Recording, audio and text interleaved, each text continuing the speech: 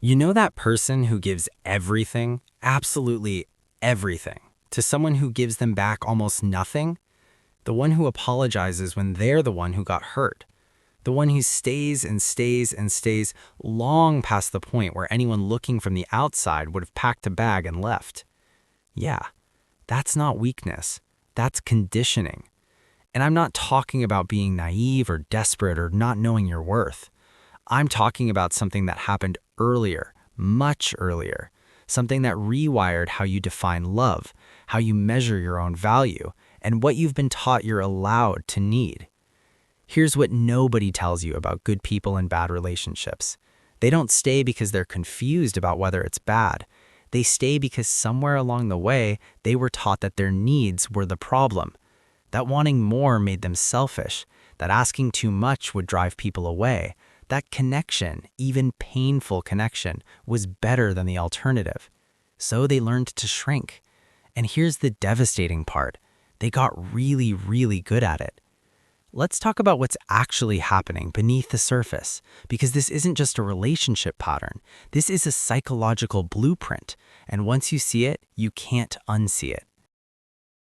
The first reason good people stay in bad relationships is this. Their brain has been tricked into mistaking chaos for chemistry. There's a term for it, intermittent reinforcement, and it is one of the most powerful psychological forces on the planet. Here's how it works. The relationship isn't always bad. Sometimes it's incredible. The highs are extraordinary, warm, affectionate, electric. And then, without warming, it collapses. Cold, distant, critical. And then warm again. Hot, then cold, present, then absent. Your brain doesn't register that pattern as a red flag. It registers it as a puzzle. And humans are wired to solve puzzles. We confuse intensity for intimacy. We think the magnitude of our feeling means the relationship must be real. But love isn't supposed to feel like emotional whiplash. It's not supposed to leave you anxious every Sunday night, wondering which version of them is showing up tomorrow. And here's where it gets darker. In relationships where there's emotional or physical abuse, something called trauma bonding can develop. You feel like you've been through war together, but stop, pause right there, because they are the ones dropping the bombs. You didn't go through this together, you survived attacks from them. I need to say this clearly. You never deserved to be yelled at, called names, demeaned, touched without your consent, constantly criticized. None of that was ever your fault. And I'm not here to shame you for staying. I'm here to help you understand why. The second reason is something that sounds noble on the surface. Good people believe love means selflessness, but they've taken it too far. And honestly, they're not entirely wrong. Love does sacrifice. Love does put someone else's needs on par with your own, sometimes even above your own. That's real. But there is a profound difference between selflessness and self-abandonment. And good people, deeply empathetic, deeply loyal people, blur that line until it disappears entirely. Here's the heartbreaking truth. At some point, you learned it was safer to abandon yourself than to risk being abandoned. You learned that making yourself smaller kept the peace, that suppressing your needs prevented conflict, that prioritizing everyone else was just what love looked like. But when you're pouring into someone from a place of chronic depletion, when you're giving and the reciprocation never comes, that's not love anymore. That's survival in a relationship that was never designed to hold you safely. Love shouldn't require you to disappear to maintain it. The third reason cuts deep. Good people stay because expressing their needs feels terrifying.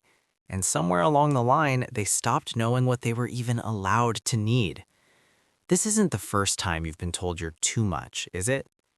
So slowly, quietly, you started doing it to yourself. Maybe I am asking for too much. Maybe this is just my anxiety. Maybe I should just let it go and not start another fight. Here's what I want you to sit with. It is not too needy to want consistent communication. It's not too needy to want a partner who can listen when you're in pain, without deflecting, without getting defensive, without making you feel guilty for bringing it up. It's not too needy to want someone who follows through on what they say they'll do. It's not too needy to want accountability without blame shifting. It's not too needy to want to know where you stand. Those aren't demands. Those are the baseline ingredients of basic trust. And here's something worth asking yourself. Have you ever noticed that in toxic or narcissistic dynamics, the person doing the most damage almost never asks, maybe I'm the problem here? It's always the person bending over backwards, exhausted, over-functioning, questioning everything who carries that question. If that's you, it might be time to shift the lens, just for a moment. How are they the problem here? Advocating for your needs is never about control. It's about self-knowledge. And a relationship where you don't feel safe to know and express what you need, that relationship doesn't have true intimacy. It has performance. The fourth reason is the one that surprises people most. Familiar feels safe, even when familiar is painful. You've probably heard the phrase, the hell you know is better than the hell you don't. And for so many good people, that's not a saying. That's a survival strategy they've been running since childhood. Relationship experts call it repetition compulsion. When we've experienced trauma in childhood and early relationships, we often unconsciously recreate those same emotional dynamics with partners later in life. Not because we want to be hurt, but because our nervous system recognizes the pattern. Because our body goes, oh, we know this. And familiar, even when it's painful, registers as safe. Think about a child who grew up with a parent who was inconsistent with love, sometimes present, sometimes not, sometimes warm, sometimes explosive. That child didn't get to process that experience in a healthy way, so they carried it forward, into adulthood, into relationships that felt eerily similar, not because they were broken, but because that was the emotional template they were handed. I'll tell you something personal. I grew up terrified of setting boundaries. What felt most natural was to make myself small, to read the room, to manage everyone's moods so I stayed safe. And I didn't even know I was doing it until I traced it back to being a kid, visiting my dad on weekends, quietly terrified that I was always one wrong move away from him not coming back. I couldn't articulate that fear at 7 years old, so instead I just made myself easier to love, took up less space, caused no friction. Sound familiar? Healing isn't just recognizing the pattern, it's committing to learning a new one, even when the new one feels uncomfortable, unfamiliar, almost wrong at first, because healthy can feel strange when you were raised on chaos. And the fifth reason, the one that keeps good people stuck the longest, is hope. Hope that overrides reality. And look, hope is one of the most powerful forces in the human experience. It's also one of the most dangerous when it's pointed in the wrong direction. Here's the story that almost everyone tells. It used to be different. They used to be kind, affectionate, present. We used to be good. So I know it's possible. I just have to get us back there. So we tolerate what we shouldn't tolerate. We hold on to the breadcrumbs. We give them the benefit of the doubt. They're stressed. They've been through a lot. They didn't have a great childhood. We extend grace and more grace. But here's the question nobody wants to sit with. Would you be able to stay in this relationship if it never went back to the way it was? Because it might not. And the odds, honestly, are not in your favor. Hope doesn't build a relationship. Effort does. Two people choosing each other consistently, imperfectly, but genuinely. That's what builds something real. And in unhealthy relationships, there's almost always one person doing the choosing for both of them.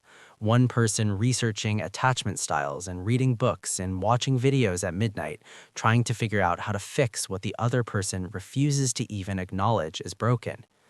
That's not a partnership. That's a rescue operation with one rescuer and no patient. Here's what rarely gets said in any of this. There's a grief underneath staying in a bad relationship that has nothing to do with the other person. It's the grief of losing yourself, the version of you that trusted easily, that shared openly, that didn't pre-edit every sentence before it came out of your mouth because you'd learned the wrong word could set off a storm. You miss the self that felt light, the self that didn't brace when someone got close, the self that moved through relationships without constantly monitoring the emotional temperature of the room. How do you explain that you're homesick for a version of yourself you barely remember? That grief is real, and it's worth honoring, because what it tells you is that somewhere inside you, you know what it should have felt like. You knew even when you couldn't name it. So where do you go from here? Step 1, get it from your head to your heart. You deserve someone who can hold space for your vulnerability, not someone who makes you earn the right to speak. Step 2, get comfortable in your own skin, apart from the relationship. You are not defined by who chooses you. Your value is not up for vote. Learn your needs, name your feelings, practice expressing them without apologizing for existing. Step 3, get comfortable making other people uncomfortable. Your gut is more trustworthy than you've been giving it credit for. Setting boundaries early in a relationship isn't demanding, it's actually your best protection against the wrong people. Because here's what's true about toxic individuals. They expose themselves. They can't tolerate slow. They can't tolerate standards. They need to move fast, bond hard, and gain control before you realize what's happening. The moment you say, I want to take this slowly, watch what they do.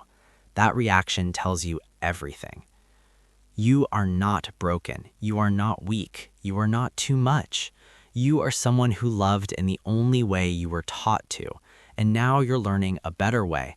That's not failure. That's the bravest thing a person can do.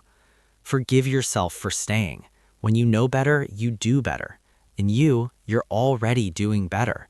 The fact that you're here asking these questions, sitting with the discomfort of this, that's not nothing. That's everything. If this hit home, subscribe. And if you want to support these conversations, hit that join button. I genuinely appreciate it. Here's some more videos I think will resonate.